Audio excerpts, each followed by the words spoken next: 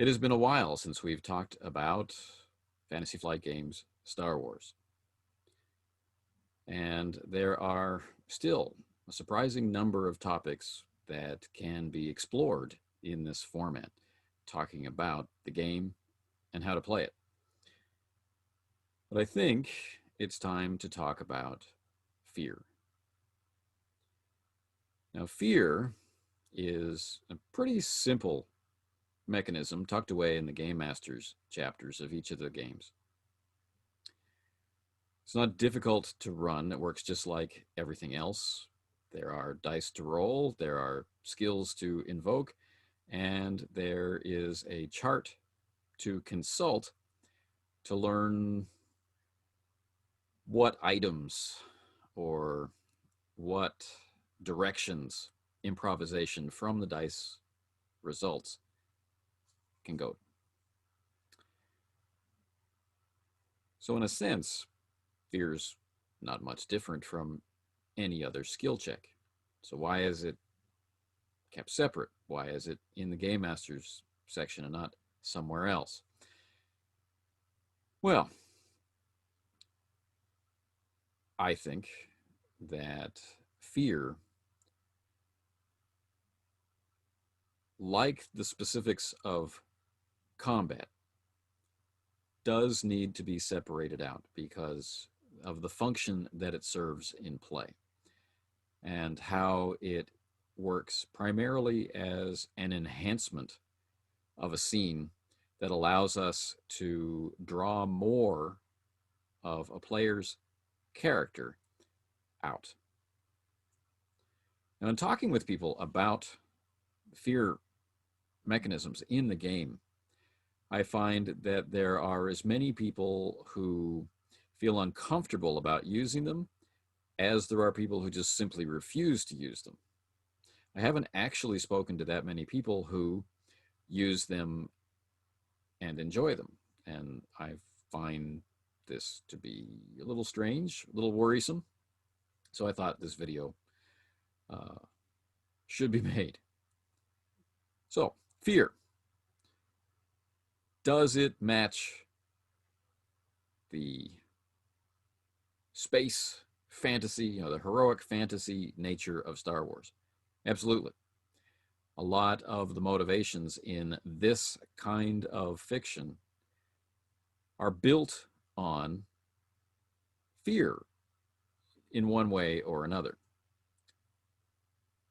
And a common misconception, I think, about this kind of mechanic in this game and in other games that include personality or emotion-based mechanics is that you are rolling to see if the character is afraid, and the players are thinking, well, I don't want to deal with that, and so let's just leave that out. Let's make that part optional.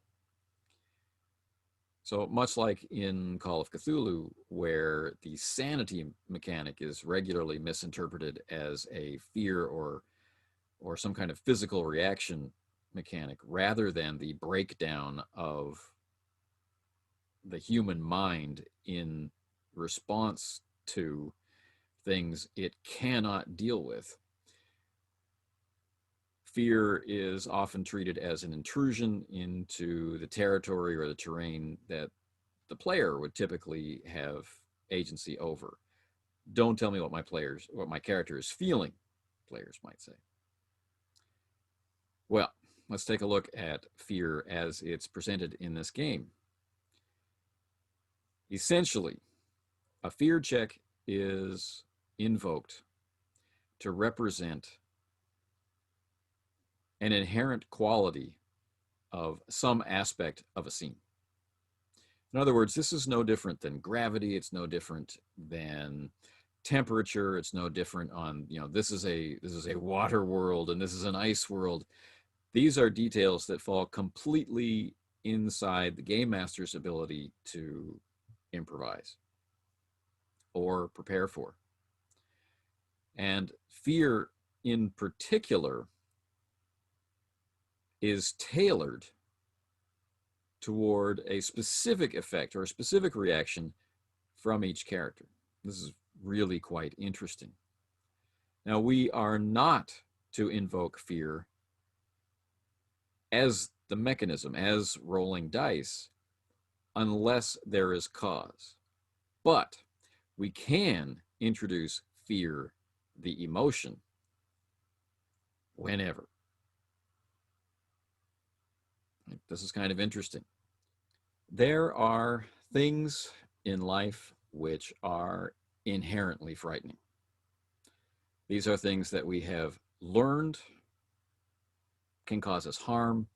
We've learned are going to be, at the very least, uncomfortable, and our bodies and our minds react. We have the fear reaction. This doesn't mean that we are routinely shut down during the course of a day because something is frightening, because something has the objective quality of being frightening. We have learned, just in the same way that something is frightening, we have learned how to deal with it. So it's very specifically called out in the rules that we are not going to be rolling for every frightening thing, right? Every time it looks like the ship is going to crash, or every time stormtroopers round the corner, we are not going to have to invoke the fear mechanism. We simply are not going to have to do that.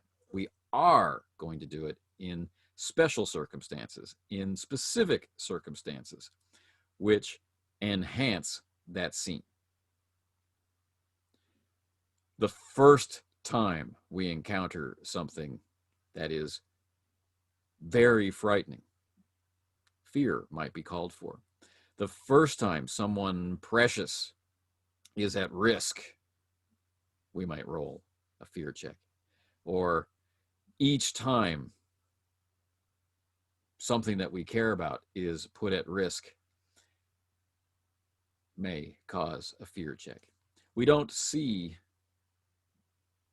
every single aspect of the characters' lives in the films decreasing in intensity during the course of the films. We do see some things which they have learned how to handle. Right? So if we're playing a soldier, a frontline character whose job it is to resist the Empire, to stand up against the stormtroopers, by the time we are playing them, unless something particularly unusual happens, like we're a small squad and an entire army of stormtroopers is marching toward us, we are not going to be asked to check for fear. We've already learned how to deal with that fear, and it's not particularly interesting nor an enhancement of the scene to invoke a fear mechanism at all.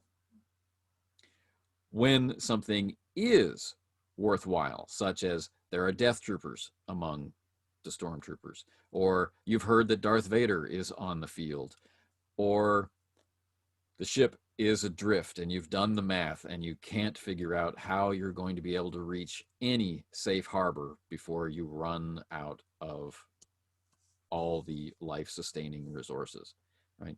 Causes of fear, not to mention giant monsters and everything else that goes along with that. These moments, it is helpful, it is interesting, it is an enhancement to see how the character will respond. But once again, the fear check is not there to cause fear in the character and to prevent action, which seems to be the general feeling about this kind of mechanic. No, the game master is saying this situation is frightening. Because this situation is frightening, the characters in it, and it doesn't matter who they are, right? The characters in it have reasonable cause to be afraid because it's frightening. Now, make a fear check to see if, and just if, the ability to act is affected by the fear. So this isn't something that we will want to do all the time. The characters in Star Wars films are not running around in a constant state of fear. But regularly in Star Wars films, we see them encounter very fearful situations, and we see some of them affected by fear and others among them not. And it moves around. We see a variety of different characters affected by and resisting fear. They're all feeling the fear, but their ability to act is managed differently in each of these different scenes. And that's what the fear check represents, by the failures versus successes baseline, modified by the advantages versus threat, and triumph versus despair. Now, it is extremely unlikely that a character will be completely crippled by fear. And even so, this is a momentary pause before they can, get their act together and begin to react to the situation. So we're not really checking to see if you are going to lose your actions as the player of that character. We're checking to see what struggle, what internal struggle the character is having, and why in this particular moment, with the rising tide of emotion, their particular choices of actions are facing setback, or they are accruing strain, whatever else comes to be determined to be the appropriate response to this source of fear in this particular moment for that particular character.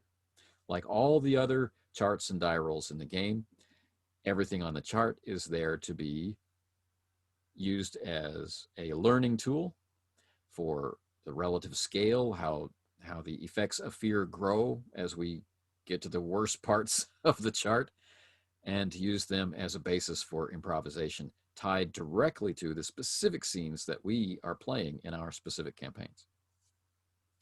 So we should not think of fear as a stick which beats the characters down. We should not think of it as an obstacle thrown in place to make challenges insurmountable.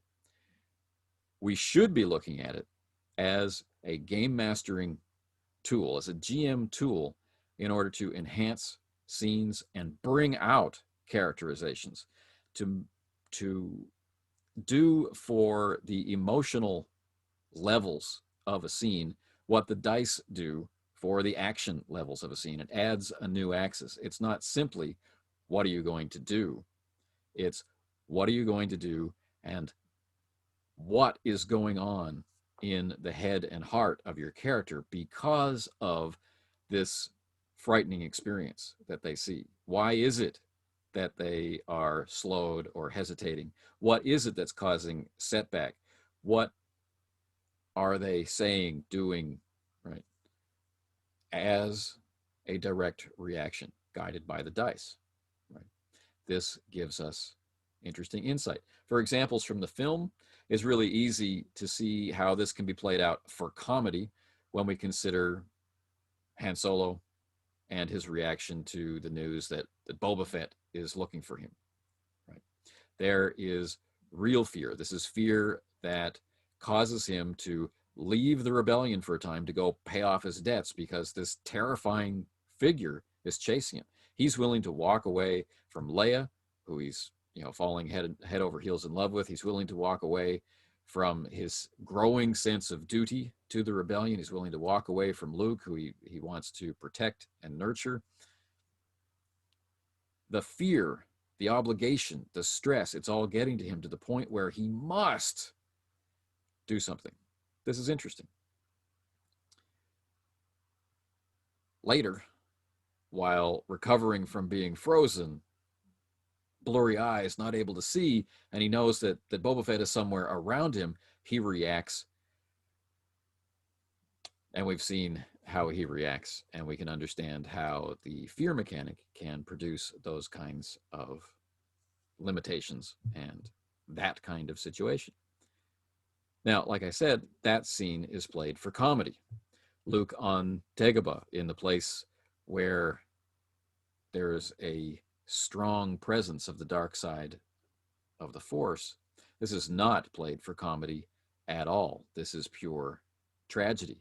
Luke, again, facing Vader in Cloud City, horrifying. And we can see how little by little, as he spends time confronted by Vader, his composure is melting away. The strain is building. And then finally, Vader crushes him, and everything that he believed in falls away. And what exactly is that moment, right? What mechanism of play brings about Luke's collapse? Is it merely acquiring strain? I don't think so. I think he's looking into the face of pure terror. There's so many unanswered questions, to the point where he's willing to hurl himself suicidally into the chasm. Star Wars is filled with fearful moments and heroic responses to them, and that's precisely what this mechanism allows for. Whether it's a dramatic escape from the heart of the second Death Star, being chased by the detonation itself. What is it that fuels that mad cry of Lando Calrissian of victory and triumph as they exit with the plume of the explosion chasing them? It's the incredible release from the agonizing fear that was chasing them all the way up the tunnel.